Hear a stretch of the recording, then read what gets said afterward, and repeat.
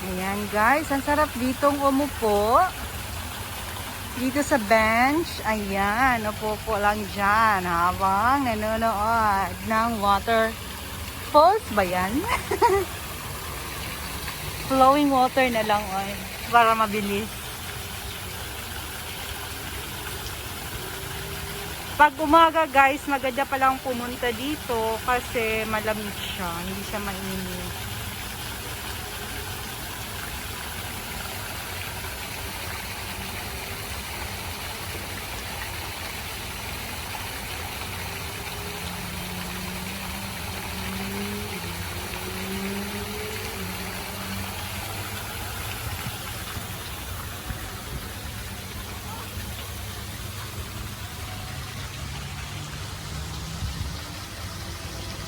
Busy masyado si Manang Weng Vlog.